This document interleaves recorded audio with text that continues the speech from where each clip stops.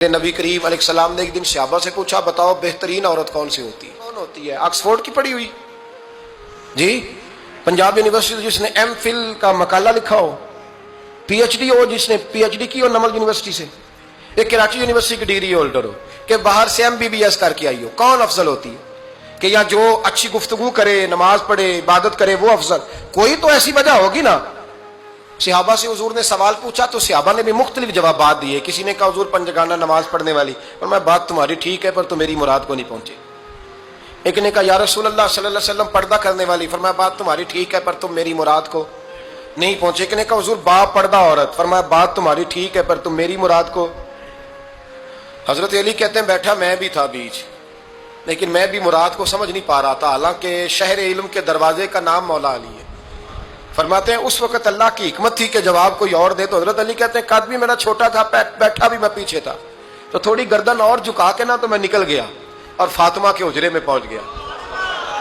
تو میں نے کہا فاطمہ حضور نے ایک سوال پوچھا ہے تو صحابہ جواب دے رہے ہیں، پر حضور کہتے ہیں تم میری مراد کو نہیں پہنچے، ذرا جلدی سے جواب نہیں دیتی؟ تو خاتون جنت ہنس پڑی، فرمانے لگی میں جواب دوں؟ آپ کو بھی کہا ہاں دیں جواب کا کیا؟ فرمانے لگے بتاؤ سب سے بہترین عورت دنیا کی کون سی، سب سے بہترین؟ تو جناب فاطمہ کہنے لگی سادہ سا جواب تھا، آپ لوگوں کو آیا کیوں نہیں؟ کہا چلو بتاؤ۔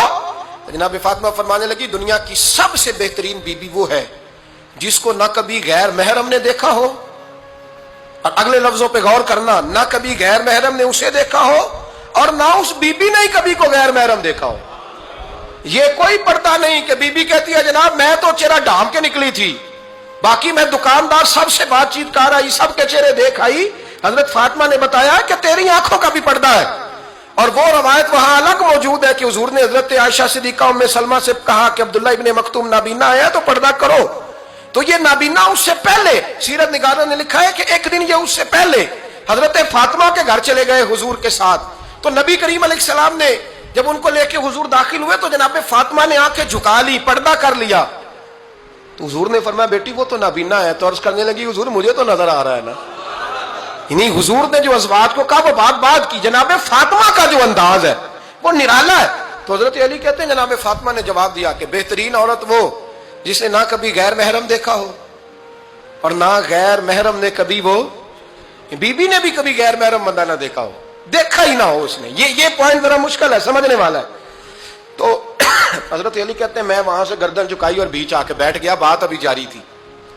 حضور نے فرمایا آتا ہے کسی کو جواب؟ تو کہتے ہیں میں نے ہاتھ کھڑا کیا، میں نے کو حضور آتا ہے، تو حضور مسکرا پڑے، فرمایا چل بتا۔ میں نے عرض کی حضور بہترین عورت وہ ہے کہ نہ کبھی اسے غیر محرم نے دیکھا ہو نہ اس نے کبھی غیر محرم دیکھا ہو۔ تو حضرت علی کہتے ہیں شاباش مجھے ملنی چاہیے تھی نا۔ حضور مسکرا پڑے، کہنے لگے میں نے تو پہلے ہی کہا ہے فاطمہ تو بدعت منی، فاطمہ میرے جگر کا ٹکڑا ہے، میں نے تو بڑا پہلے کہہ دیا ہے۔ تو کہتے ہیں صحابہ میری طرف دیکھنے لگے کہ یہ تو تعریف فاطمہ کی ہونے لگ گئی ہے۔ تو میں نے کہا کیا کریں؟ اس محبوب کو بتایا ہے جس کے لیے اللہ نے کوئی پردہ رکھا ہی نہیں، سارے پردے کھول دیے۔